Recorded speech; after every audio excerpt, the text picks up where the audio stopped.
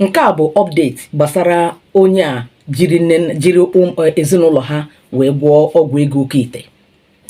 Nke a bụ the current situation of the matter. That boy na-emechara ndị uwe ojii abịa kpọrọ ya, maka ndị uwe ojii kpọrịrị ya. The boy wee kọwapụta na ọ bụrụ ọsọ ya gara ije ahụ ha gara, na ha dị ọtụtụ gara na nke onye dibịa ahụ ime okite ahụ, ịgwọrọ ha ọgwụ ego ahụ, na ha dị ọtụtụ gara ebe ahụ. Ma ọnya nwa bụ ihe ahụ nọ na-ekwuru m ya na my previous program. N'ebe ụjọ dị abụrụ dị ma onye nke a sọsọ kwuputere unu, kama kedụkwanụ maka ndị ọzọ nwoke a bụ onye ajọ dibịa na-emere ụdị ihe a. Kedụkwanụ maka ndị ọzọ tinyekwara aka ha na the same place na the same thing a sokwa ya wee mee ihe a. Onye ma ọha ka ndị mmadụ atinyegoro n'ụdị nsogbu a. Oke, ọnya ka the boy nọ na-akọwa na ọ bụrụ ọsọ ya na ha dị ọtụtụ wee jee ya bụ ihe. Mgbe a na-ajụzi ya na-eme ka ọ kọwazie, ngwa ya kpọziere na ha ndị ahụ ka onye ha correct information, o weta correct information about those people ya na ha soro wee gaa ya. Ihe ọzọ mekwara n'ọbụ na ara ebidokwa chaba the boy. As I'm talking to you now, na the boy na-ayi ezigbo ara.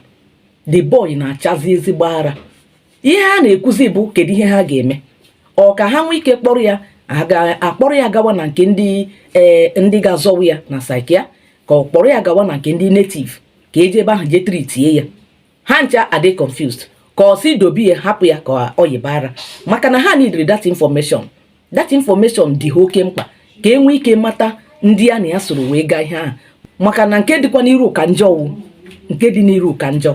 Ihe a bụ the current situation ọ sị ka m wetara unu, ma m ga na-ewebatakwara unu otu ọbụla o si wee na-aga, m ga na-ewetakwara unu update about this thing.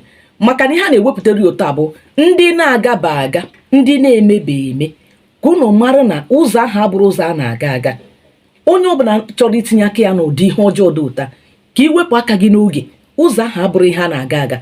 Lezie ka ezinụlọ ya na ezinụlọ nna ya siri wee close. Lee ka o siri mechie ezinụlọ nna ya, maka na ọ na-achọ ego mbute. Ego ọ bụkwa nọ na-akpa, kedu ndị ga-eri ya bụ ego? Ego ọ bụ na-akpa ka o jere iji were nne ya, ụmụnne ya, nwanne grandmother ya, were ha niile gwọkọcha ọgwụ mmadụ ịnọ anwụọ maka na ị na-achọ ego.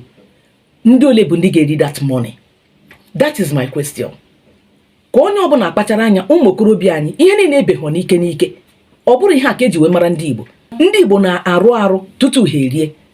Ụmụ okorobịa anyị adịrị umengwụ, ha na-arụpụta ọrụ. Ka onye ọbụla ha fee iche na mmadụ ga-apụta overnight buru obi kubana, ị ga-apụta overnight iburu e-money. Ị ga-ajụ ha ka ha nwasị wee na-agba mbọ gbagide mbọ gbata ego ahụ ha nwe. Inwe ego adịrị ofere, mmadụ ịkpata ego ọ dịrị izi. Mana ịbụ na ịbụ onye nwere mgbalị, nwe ogologo ntachi obi, arụrụ n'aka gị, ikpe ego n'aka ọcha, ikpe ego gị n'aka ọcha, ime ego gị enjoy. Ezinụlọ gị enwe ọṅụ n'elu isi gị, mee ego gị enjoy. Nne gị ahụ mụrụ gị na ọ zụchaa gị, ịbụrụ mmadụ nye ya gị ka o rie. Ọ bụrụ nne gị mụchaa gị, itolitezie, isi na nne gị ka ị ga-eji wee je kparazie ego. Ọ dị njọ, o nwekwa onye ọbụla tinyere aka ya n'ụdị ihe a. Ọ na-akwa agazichara ha, maka ndị chọrọ ime na-emebe eme, ka ụnụ manụ ụzọ adịrọkwa ebe ahụ. Jiri nwayọọ chụwa ego gị, yọwachi gị, Chukwu gị kenyere gị aka. Site n'ịgba mbọ gị, ị ga-abụ ọgaranya baruo n'ebe niile chọrọ. Ekelekwa m unu. Biko unu tụsakwaranụ m ozi a, tụsaranụ m ozi a nke ọma, ma tinyenụ m aka na akara nsonye. Ekelekwa m unu ọzọ. Ndewonu.